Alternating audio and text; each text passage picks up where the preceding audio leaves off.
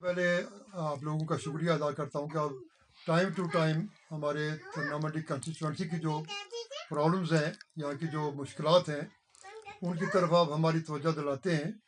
मैं अब्दुल गनी शाल, district secretary Bharatiya Janata party, आपसे मुखातिब हूँ।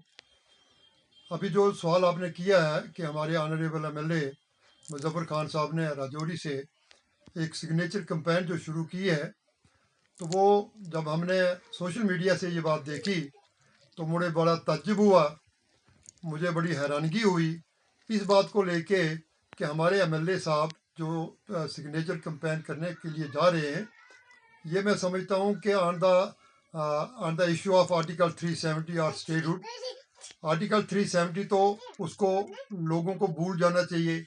वो क़यामत की सुबह तक अब 370 जो है वो वापस नहीं आ सकता है। और उसके बाद स्टेटहुड का जहाँ तक तल्लक है, तो स्टेटहुड जो है उसके लिए हमारे गृह मंत्री अमित शाह जी ने बहुत अर्सा पहले ये ऐलान किया था कि जो ही हालात वहाँ के नॉर्मल होंगे, वहाँ की एक मुस्तकिम हुकूमत जब बनेगी तो स्टेटहुड जो है उसको वापस कर दिया जाएगा। उसके लिए हमारे ऑनरेबल चीफ मिनिस्टर ने 3-4 बार रजू किया है सेंट्रल हुकूमत को।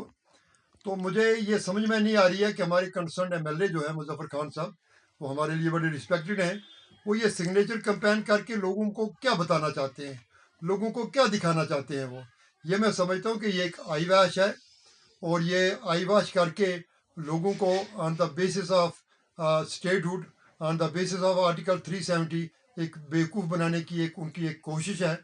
और ये बचगाना हरकत जो है उनको नहीं करना चाहिए।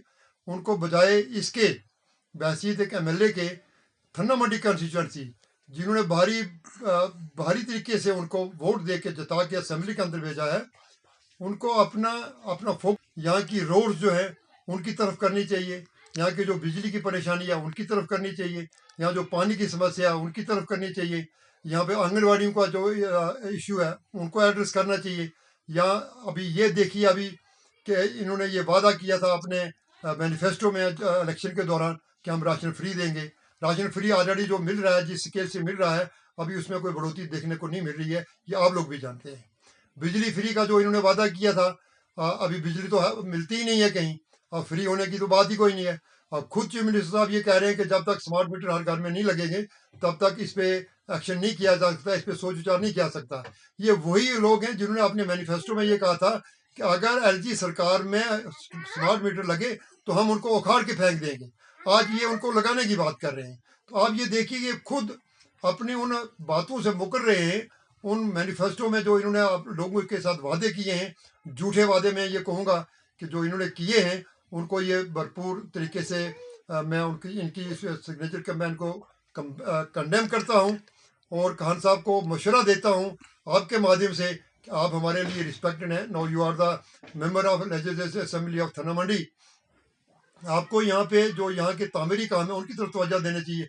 खासकर जो अमित शाह जी ने थन्नामंडी के अंदर टूरिज्म की लाइन से जो बात कही थी, खान साहब आपको उसकी तरफ जाना चाहिए। आपको अमित शाह जी से मिलना चाहिए, उन्हें याद कराना चाहिए कि आपने जो 600 करोड़ रुपए का वादा किया था कि थन्नामंडी कंस्टिट्यूंसी की डेवलपमेंट के लिए दिया जाएगा, उस पर कंसनट्रेट करना चाहिए। यहाँ की टूरिज्म पे कंसनट्रेट करना चाहिए। यहाँ PMGSY के तहत जो रोडें हैं उन पर कंसनट्रेट करना चाहिए, और ख़ासकर मुगल शारा जो है उस पर कंसनट्रेट करना चाहिए। तो मैं ये समझता हूँ कि ये हमारी बदकिस्मती है कि हमारे MLA साहब हमारी कामों को एक तरफ करके लोगों का रुझान जो है, लोगों को आई वॉश करने के लिए, लोगों को बेवकूफ़ बनाने के लिए वो एक सिग्नेचर कैंपेन कर रहे हैं, इससे ज़्यादा कुछ भी नहीं है। तो मैं आपके माध्यम से honourable his excellency lieutenant governor Jammu Kashmir, उनका बहुत मशकूर हूँ और उनका आभारी हूँ और उनका शुक्रगुजार हूँ कि उन्होंने मुगल रोड जो है ये बॉर्डर रोड ऑर्गेनाइजेशन के हवाले की है। अब ये बराह रास्त उनके चार्ज में है, और मुझे पूरी उम्मीद है कि अब शदोमत से इस रोड पे काम होगा, और ये भी मुमकिन है कि बहुत जल्दी जो जजीनार से लेकर छत्ता पानी तक का जो टनल है जिसकी DPR तैयार हो चुकी हुई है, तो उसके टेंडर बहुत जल्दी हो जाएंगे, ये हमें पूरी उम्मीद है। तो इससे लोगों के अंदर एक बहुत बड़ा फ़ायदा होगा कि ये 12 महीने रोड जो है वो टनल खुलने से जारी रहेगी, और मज़ीद रोड के अंदर जो इस वक्त हालत है BRO के अंडर आने के वजह से इसमें ज़्यादा बेहतरी आएगी। और इसके साथ साथ मैं आपको ये भी बताता चलूँ कि जो यहाँ की मैंने पहले आपसे अर्ज़ किया कि यहाँ की जो मुश्किलात हैं, हमारे एमएलए साहब वो खुद जो उन्होंने इलेक्शन कंटेस्ट किया है, उनका जो सिंबल था, उनका जो इलेक्शन में कंटेस्ट करने का जो सिंबल था, वो बताते खुद एक सिलेंडर था।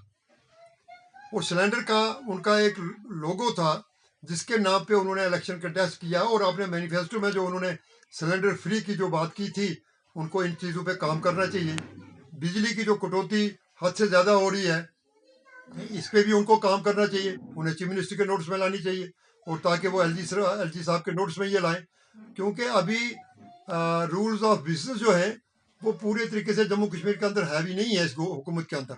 तो मैं नहीं समझता हूँ कि ये हुकूमत जो है अभी उस काबिल है कि ये यहाँ पे ज़्यादा डेवलपमेंट कर सके। तो मैं आपके माध्यम से ऑनरेबल एलजी साहब से गुजारिश करूँगा कि वो बिलखसूस थन्ना मंडी में जो अमित शाह जी ने जो वादे किए थे, उनको वो ऑन रिकॉर्ड हैं, उनको पूरा करने में हमारी मदद करें।